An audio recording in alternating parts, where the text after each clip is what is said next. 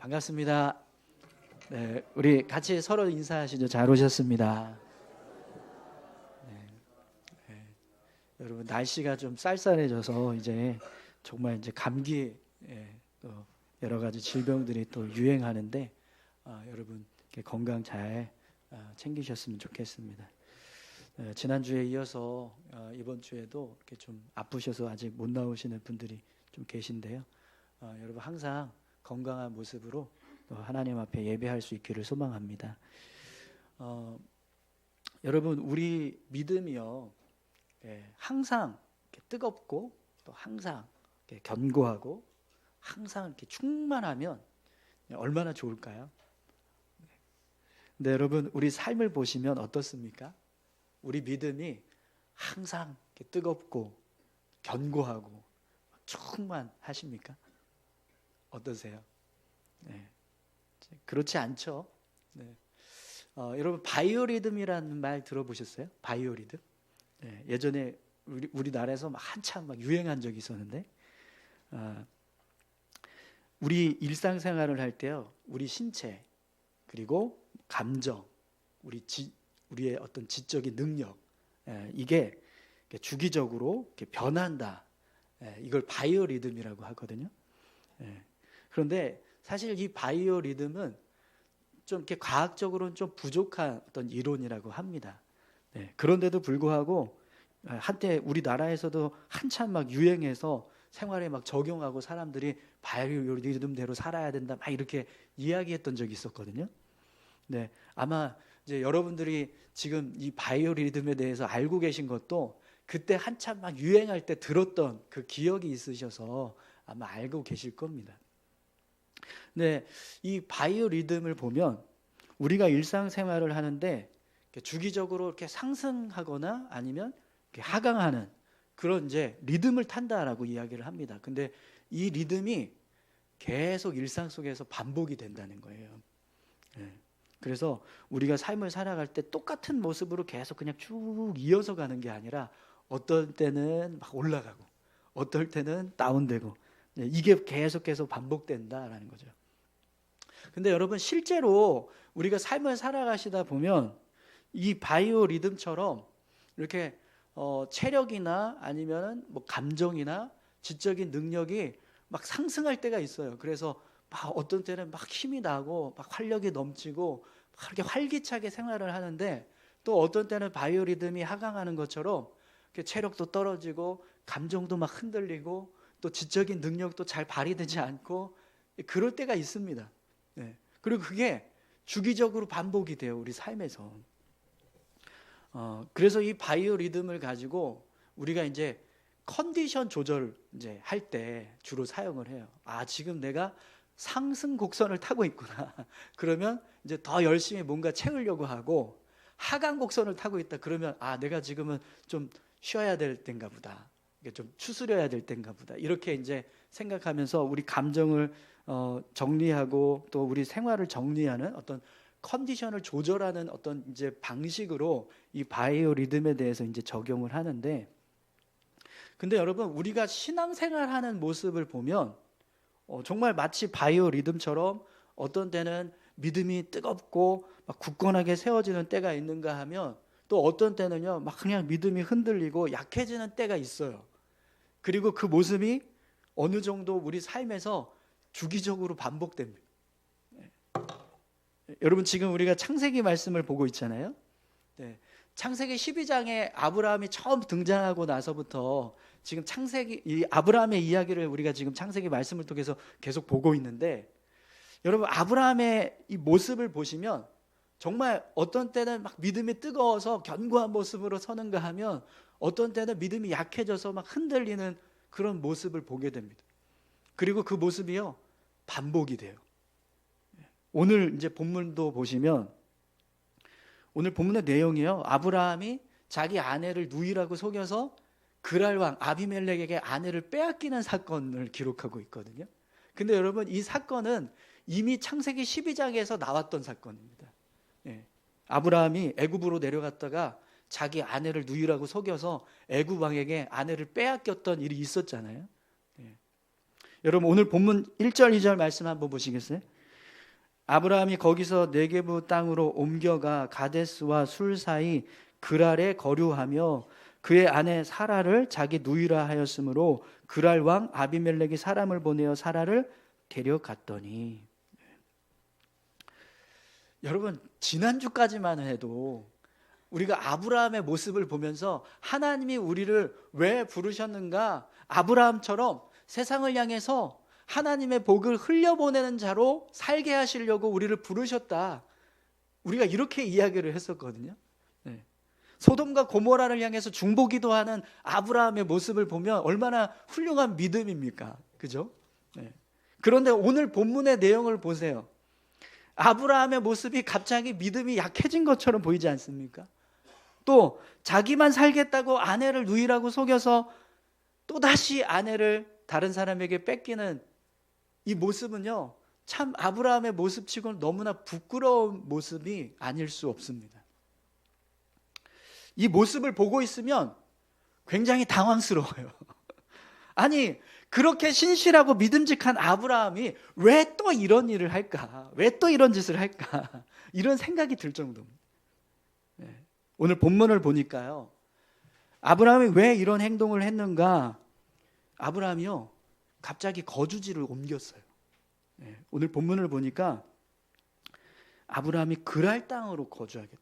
그랄 땅으로 옮겨서 헤브론에 있다가 그랄 땅으로 거주지를 옮기게 돼요. 그리고 나서 이런 행동을 하게 되는 거예요. 근데 왜 그랄 땅으로 옮겼는가? 본문을 보면 정확하게 그 이유를 설명하고 있지는 않습니다. 그런데 오늘 본문을 통해서 우리가 분명하게 알 수 있는 한 가지 사실은, 아브라함이 약속의 땅만 떠나면 어떤 마음이 든다는 거예요? 두려움에 사로잡힌다는 거예요. 여러분, 11절 말씀을 한번 보시겠어요? 아브라함이 왜 그랄 땅에 옮겼을 때 두려움을 갖게 되었는가? 그 이유를 11절에서 이렇게 설명합니다. 아브라함이 이르되 이곳에서는 하나님을 두려워함이 없으니 내 아내로 말미암아 사람들이 나를 죽일까 생각하였으며. 여러분, 이 말씀을 읽는데요, 좀 이렇게 뭐라 그럴까요? 좀 이렇게 웃기기도 하고 좀 당황스럽기도 하고 그런 생각이 좀 들었어요. 왜 그러냐면 지금 아브라함의 나이가 몇 살이냐면 100세. 이제 얼마 안 있으면 이삭을 낳을 때가 된 거예요. 사라는 90세. 근데 여러분, 90세 된 여인이 뭐가 그렇게 아름답다고. 그 아내가 너무 아름다워서 사람들이 나를 죽이고 아내를 빼앗아 갈까 봐 그게 두려워서 지금 아브라함이 자기 아내를 누이라고 속이는 일을 하고 있다는 거예요. 네, 여러분, 우리 권사님들, 집사님들이 90세가 될 때까지 이런 아름다움을 계속해서 유지할 수 있기를 축원합니다. 네, 그럼 얼마나 좋겠어요. 와, 90세가 됐는데 너무 아름다워서 야, 전화번호 좀 알고 싶다 막 이러면 네, 얼마나. 네. 아브라함이 그랄 땅에 갔는데 그 땅에 사는 사람들이 기본적으로 하나님을 모르는 사람들이라는 거예요. 그래서 얼마든지 자기를 해치고 자기 아내를 빼앗아 갈 수 있을 거다, 이렇게 생각을 했다는 거죠. 그래서 그런 일이 일어나지 않게 하려고 내가 아내를 누이라고 속였다라는 거예요. 근데 여러분, 우리가 실제로 삶을 살아가다 보면 이 아브라함이 그랄 사람들을 보면서 하나님을 모르기 때문에 저들은 분명히 나를 해치고 아내를 빼앗을 수 있는 일을 얼마든지 할 수 있을 거다, 이렇게 생각하는 마음이 들 때가 있어요. 우리가 삶을 살아가다 보면 하나님을 아는 사람과 하나님을 모르는 사람이요, 삶을 살아갈 때 모습이 굉장히 다릅니다. 생각하는 것도 다르고 말하는 것도 다르고 행동하는 것도 달라요. 물론 이제 하나님을 안다고 하면서 그렇지 못한 모습으로 살아가는 사람들 때문에 또 교회가 욕을 먹기도 하지만, 그래도 우리가 삶을 살아가다 보면 이제 하나님을 믿는 사람과 믿지 않는 사람들을 만났을 때 그들과 대화하고 같이 함께 어떤 일을 하다 보면 하나님을 아는 사람의 행동과 하나님을 알지 못하는 사람의 행동이 너무 첨예하게 달라지는 것을 보게 됩니다.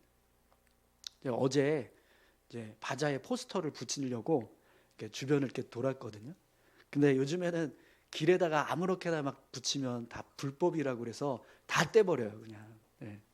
그래서 함부로 이렇게 아무데나 붙일 수가 없어가지고 이거 어떻게 하면 이거를 잘 이렇게 보호할 수 있을까 생각하다가 이제 주변 상가들을 이렇게 가서 그 상가 앞에 가게 앞에 유리에다가 좀 붙일 수 있게 좀 부탁을 드리려고 갔어요. 그래서 이제 가게들마다 들어가서 저희가 바자회 하는데 포스터 좀 붙여도 되겠냐고 이렇게 이야기하면서 이제 포스터를 붙였거든요. 근데 감사하게도 이제 대부분의 가게들이 처음에는 좀 꺼려 하시더라고요.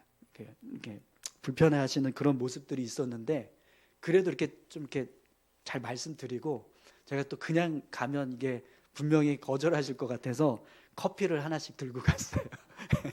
그래서 커피를 한 잔씩 드리면서 좀 붙여달라고 이렇게 부탁을 드렸더니 또 흔쾌히 또 잘 붙이게 해주시더라고요. 그래서 감사해서 고맙다고 인사하고 그러고 나왔었는데, 근데 만나 떡집을 갔거든요. 근데 만나 떡집을 갔더니 뭐 사장님이요, 뭐 이거 뭐 주저할 겨를도 없이 제일 좋은 데다가 골라서 붙이라. 네, 이렇게 이야기를 하시더라고요. 그래서 막 나오셔가지고 적극적으로 여기다 붙일래요? 저기다 붙일래요? 여기가 잘 보이니까 여기다 붙이라고 막 이러면서 좋은 자리를 골라주시는 거예요. 그래서 너무 고마워가지고 이거 저기 커피 제가 준비한 건데 하나 드시라고 했더니 커피도 안 받으세요. 그냥 네, 얼마든지 붙여도 된다고 그러면서 이제 감사하게 포스터를 붙여주셨는데, 근데 여러분 우리 만나떡집 사장님은 뭐 교회도 다니시기도 하고 또 우리와 이렇게 관계를 이렇게 가지고 계시는 그런 이제 모습이 있기 때문에 뭐 그래서 흔쾌히 포스터를 붙이게 해주셨다 이렇게 생각할 수도 있지만, 사실 만나 떡집이나 다른 가게들이나 다 자기의 어떤 유익을 위해서 영업하는 영업장이잖아요. 예. 그렇기 때문에 자기 영업장과 관련이 없는 다른 홍보물을 가게 앞에다 붙인다, 이게 사실은 달가운 일은 아닌 거예요. 예. 그러니까 나의 유익이 되지 않으면 쉽게 허락할 수 있는 일이 아닌 겁니다. 그래서 어떤 가게를 갔더니 정말 본인 가게에 유익이 되지 않으니까 안 된다고 거절을 하시더라고요. 바자회 하는 날 자기도 개업을 해야 된대요. 근데 개업하니까 이제 유리에다가 잔뜩 자기도 홍보물 붙여야 되는데 그러면 자리가 없다고 그래서 못 붙이게 하시더라고요. 근데 딱 보니까 저 자리는 분명히 뭐 다른 거 붙일 자리가 아니거든요. 그래서 나중에 한번 가보려고요. 개업하는 날 그 자리에 홍보물 붙었는지 한번 가서 확인을. 네.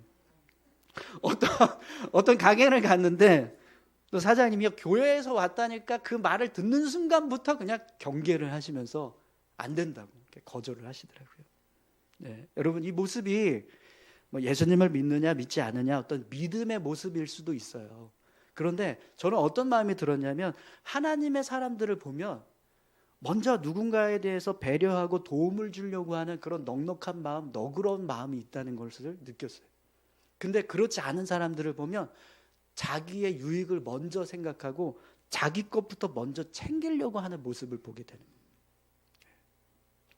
그래서 여러분 아브라함도요, 그랄 땅에 갔을 때 그 땅으로 이주하는 순간 충분히 이런 생각을 했을 거예요. 아, 이들은 하나님을 모르기 때문에 먼저 자기들의 어떤 유익을 생각하는 사람들이기 때문에 나를 얼마든지 해치고 내 아내를 빼앗아 갈 수 있다, 이렇게 충분히 생각할 수 있는 그런 상황이었다라는 거죠.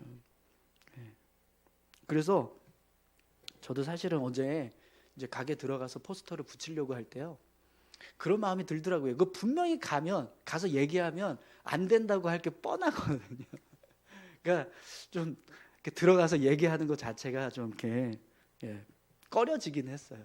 네, 그래도 이제 바자회 하니까 가서 붙이게 할 수 있게 해달라고 이제 부탁을 드리고 했었는데, 근데 여러분 이게 뭐 포스터 붙이는 건 정말 아무것도 아니잖아요. 근데 만약에 여러분들이 그런 믿지 않는 사람들과 함께 뭐 사업을 한다거나 아니면 같이 직장에서 일을 한다고 생각을 해보세요. 근데 그들의 모습은 다른 사람을 배려하거나 다른 사람에게 양보하는 게 아니라 먼저 나부터 생각하고 나의 유익부터 챙기는 그런 사람들이라고 생각을 해보십시오. 그럼 그런 사람들하고 내가 같이 어울려서 사업을 하고 직장에서 일을 할 때 나는 어떻게 해서든지 그 사람들을 배려하고 양보하고 어떻게 해서든지 먼저 선택하라고 하는 그런 태도로 삶을 살아가는데, 그들은 자기 것부터 챙기고 자기 유익부터 이렇게 챙기려고 하는 그런 모습이 되면, 우리가 그들과 함께 삶을 살아갈 때 얼마나 힘들고 어렵겠습니까? 그렇게 따지니까요, 그러니까 아브라함이 이 그랄 땅에 갔을 때 그 모습도 충분히 이해가 되는 거예요. 아, 이렇게 두려운 마음을 가질 수도 있겠구나. 예. 여러분, 우리가 세상에서 삶을 살아갈 때, 그래서 아브라함처럼 어떤 세상의 도전을 모면하려고, 때로는 믿음의 방법이 아니라 인간적인 방법을 선택해서 살 때도 있고요. 또 때로는 세상으로부터 오는 어떤 불이익을 당하지 않기 위해서 세상과 타협하기도 하고 세상의 방식을 쫓아서 살아갈 때가 있습니다. 이번 주 목장 예배 내용을 보니까요, 이런 내용이 있더라고요. 유기성 목사님이 이제 교회에서 남전도에 이제 헌신 예배를 드리는데, 회장님이 헌신 예배 이제 어떻게 드릴지 상의하겠다고 오셨다는 거예요. 근데 이제 보통 헌신 예배라고 하면 뭐 이제 사회 보고 뭐 특송하고 뭐 헌금하고 그냥 이렇게 성경 봉독 뭐 예배 순서 맡아서 하는 정도가 이제 보통 이제 우리가 헌신 예배 하는 거다 이렇게 생각을 하잖아요. 근데 유기성 목사님이 그렇게 헌신 예배 드리는 거 사실은 그냥 너무 형식적이지 않냐. 그래서 이번에는 정말 모든 남전도 회원들이 이제부터 직장 생활을 할 때, 사업을 할 때 하나님의 뜻대로 살겠습니다, 이렇게 서약서를 쓰고 서명을 하자 이렇게 제안을 하셨답니다. 그랬더니 이제 남전도 회장님이 회원들하고 함께 의논하겠다고 그리고 돌아가셨대요. 근데 나중에 연락이 왔는데 남전도에 헌신 예배를 드리지 않겠습니다 이렇게 연락이 왔다는 거예요. 왜 그러냐 봤더니, 아니 우리가 헌신하는 건 좋지만 하나님 말씀대로 그렇게 서약서까지 쓰고 서명하고 해서 정말 실제로 그렇게 하나님의 말씀대로 삶을 살아가면, 그래서 그것 때문에 혹시 불이익을 당하거나 뭐 어려움을 겪는 일이 발생하면 어떻게 하냐, 그게 두려워서 우리 헌신 예배 드리지 않기로 했다고 이렇게 거절을 했다는 겁니다. 근데 여러분, 이 이야기를 들으실 때 여러분들의 마음에 어떤 마음이 드세요? 야, 나는 절대로 그런 것 때문에 두려워서 헌신 예배를 포기하는 일은 없을 거야. 나는 어떤 상황에서도 내 믿음을 지키고 내가 헌신하는 일이 있다면 그거대로 할 거야. 여러분, 이렇게 생각이 드세요? 그렇지 않으실 겁니다.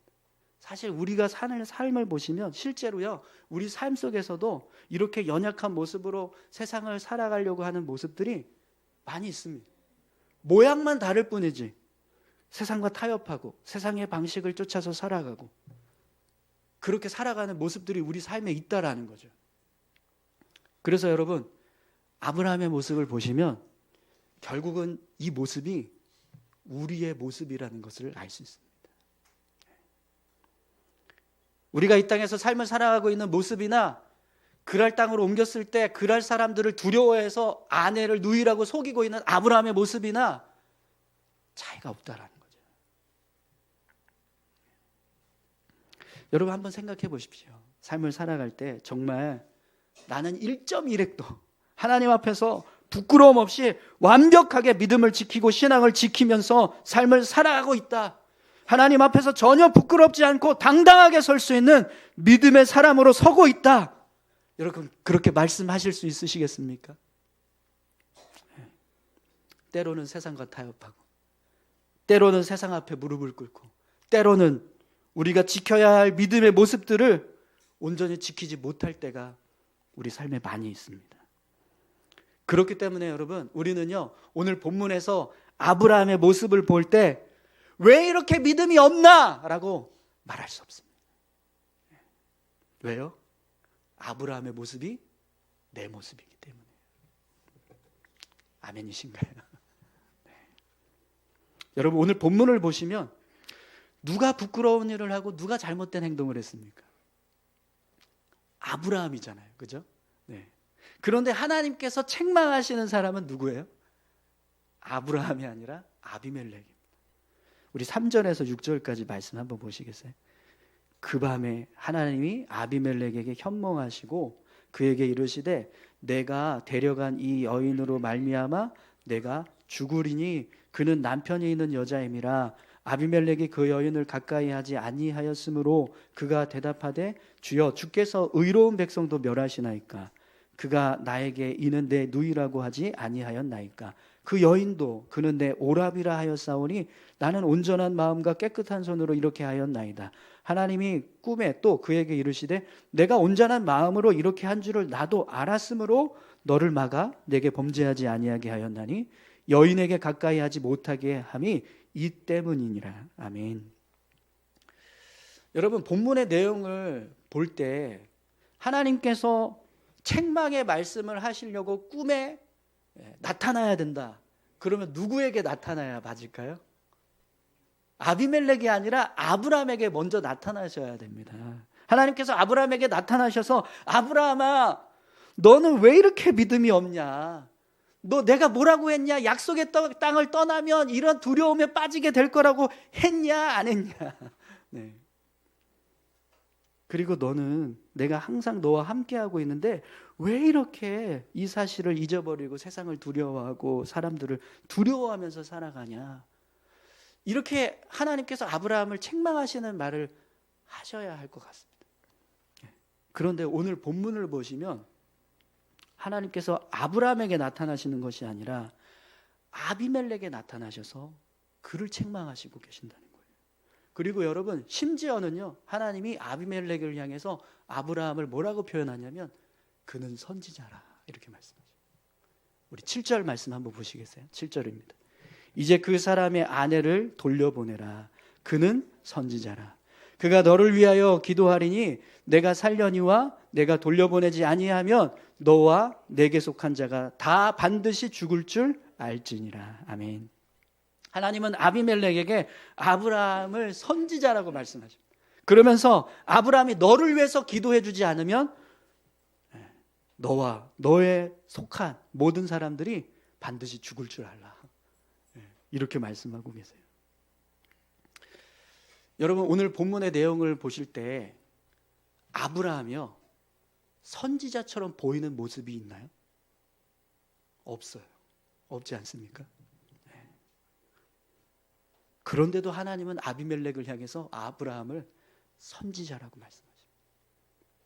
그리고 그의 기도를 통해서 은혜를 베풀어 주시겠다라고 말씀하고 계세요. 여러분, 저는 이 모습을 보면서 하나님이 하나님의 사람들을 얼마나 많이 사랑하시는가, 하나님이 하나님의 자녀들을 붙들고 계시는 모습이 얼마나 굳건한가, 그 모습을 다시 한번 깨닫게 되었습니다. 여러분, 하나님은요, 우리가 비록 부족하고 연약한 모습이 되어도 여전히 우리를 사랑하십니다. 하나님의 사랑은 쉽게 변하지 않습니다. 여러분, 하나님의 사랑이 쉽게 변한다고 생각을 해보세요. 우리가 조금만 잘못하고 조금만 부족한 모습이 되어도 하나님께서 우리를 버리고 포기하고 떠나시는 그런 일을 하신다면 여러분, 지금 이 자리에 남아있을 사람이 누가 있겠습니까?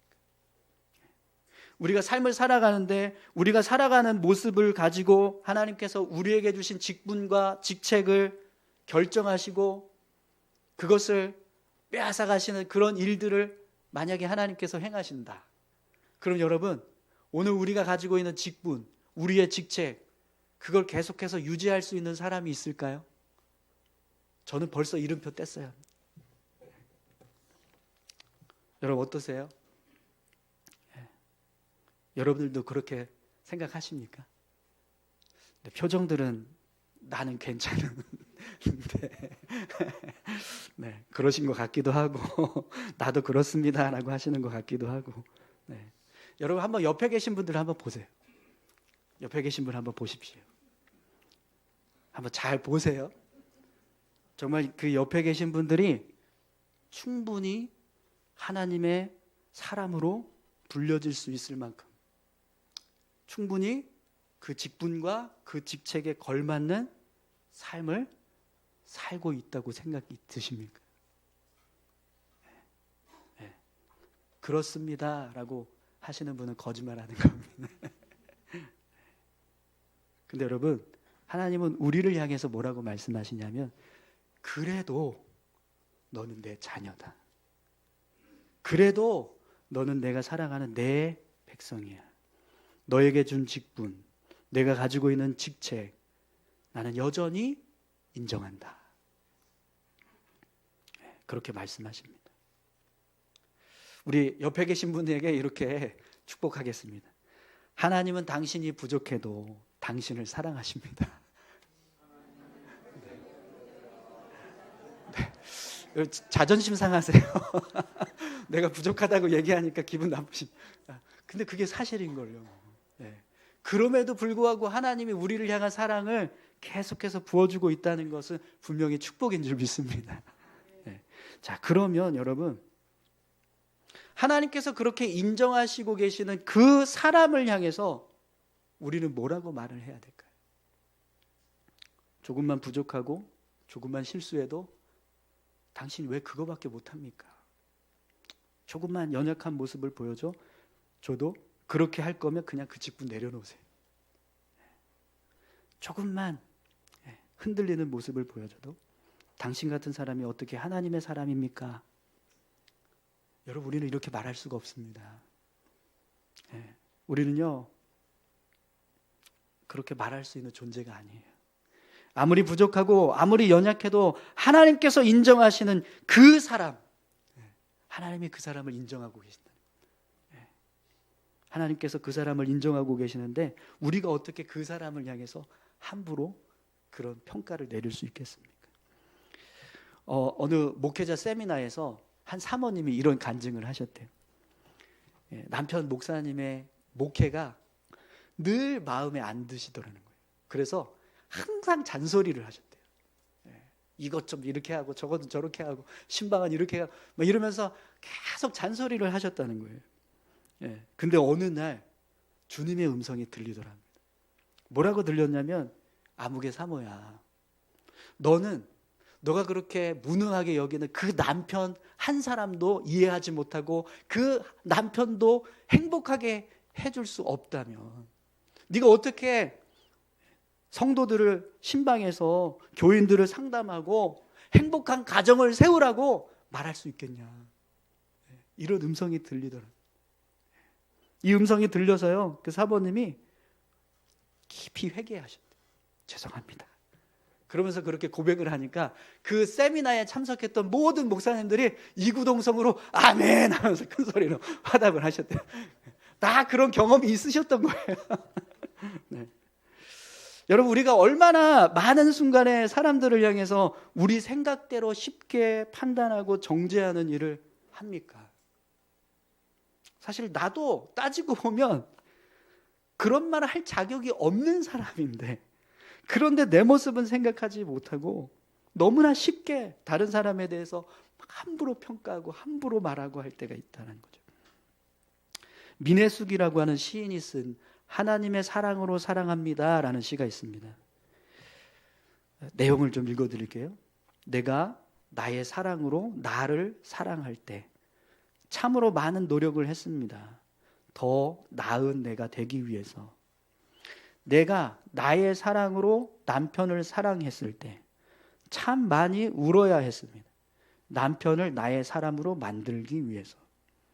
내가 나의 사랑으로 아이들을 사랑했을 때 참 많이 화를 내야 했습니다. 아이들을 잘 키워야 한다는 욕심 때문에. 내가 나의 사랑으로 이웃을 사랑했을 때 참 많이 참아야 했습니다. 그들을 사랑해야 한다는 윤리 때문에. 이제는 하나님의 사랑으로 사랑합니다. 더 큰 사랑으로 사랑을 하니 사랑하는 일이 쉬워졌습니다. 사랑하는 일이 기쁨이 됩니다. 사랑하는 일이 감사가 넘칩니다. 여러분, 이 시의 고백처럼 우리가 하나님의 사랑으로 사람들을 바라보며 살고 있는가 한번 생각해 보십시오.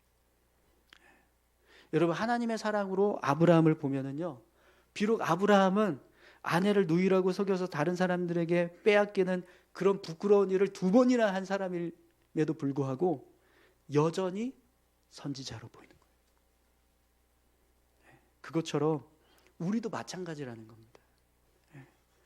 하나님의 눈으로 우리를 바라보면은요, 우리 역시 끊임없이 실패하고 넘어지고 죄지는 모습으로 삶을 살아가고 있다 할지라도 하나님은 내가 사랑하는 나의 백성이다, 내가 사랑하는 나의 교회다, 이렇게 말씀하신다는 거죠. 사랑하는 성도 여러분, 오늘 저와 여러분들이요, 하나님의 눈으로, 하나님의 사랑으로 한 사람 한 사람을 바라볼 수 있기를 축원합니다. 내 눈으로 보면 그냥 한없이 부족한 모습만 보여요. 특히 내가 부족하다라고 결정해버린 사람은요, 시선이 바뀌지가 않습니다. 그러나 하나님의 눈으로 보면 달라진다는 겁니다. 그래서 여러분, 오늘 본문에서도 보면 아비멜렉이 자기 눈으로 아브라함을 볼 때는요, 이해가 안 되는 거예요. 그래서 왜 그랬냐라고 따져요. 그런데 아브라함이 자초지종을 쭉 설명을 하고 나니까 더 이상 잘잘못을 따지지 않고 그를 선대합니다. 여러분, 14절에서 16절까지 말씀을 한번 보시겠어요? 아비멜렉이 양과 소와 종들을 이끌어 아브라함에게 주고 그의 아내 사라도 그에게 돌려보내고 아브라함에게 이르되 내 땅이 내 앞에 있으니 내가 보기에 좋은 대로 거주하라 하고 사라에게 이르되 내가 은 1000개를 내 오라비에게 주어서 그것으로 너와 함께한 여러 사람 앞에서 내 수치를 가리게 하였노니 내 일이 다 해결되었느니라. 아멘. 본문을 보시면 아비멜렉이 아브라함에게 그냥 아내만 돌려주고 문제를 해결하고 끝나는 게 아니라 양도 주고 소도 주고 종도 보내주고, 거기다가 그랄 땅 어느 곳이든 원하는 대로 거주지를 삼고 살아라, 이렇게 특별한 권리를 주고 있습니다. 여러분, 왜 아비멜렉이 아브라함을 향해서 이런 선대를 했을까요? 아브라함을 선지자로 인정했기 때문입니다. 또 여러분, 17절 18절도 한번 보시겠어요? 아브라함이 하나님께 기도하며 하나님이 아비멜렉과 그의 아내와 여종을 치료하사 출산하게 하셨으니 여호와께서 이왕에 아브라함의 아내 사라의 일로 아비멜렉의 집의 모든 태를 닫으셨음이더라. 아멘. 아브라함이 아비멜렉을 위해서 기도하고 있습니다. 근데 여러분, 누군가 나를 위해서 기도를 해준다라고 할 때 내가 기도를 받는 모습은요, 그 사람의 영적인 권위를 인정하는 모습이 되는 거예요. 그렇다면 왜 아비멜렉이 아브라함에게 기도를 받았을까요? 그냥 자기를 선대해준 고마움에 아브라함이 축복 기도를 했을까요? 그게 아닌 거예요. 하나님께서 아비멜렉에게 아브라함에게 기도를 받아라, 그래야 너가 살고 너의 집안에 있는 사람들이 산다, 이 말씀을 했기 때문에 아비멜렉이 아브라함에게 기도해 달라고 부탁을 했다라는 겁니다.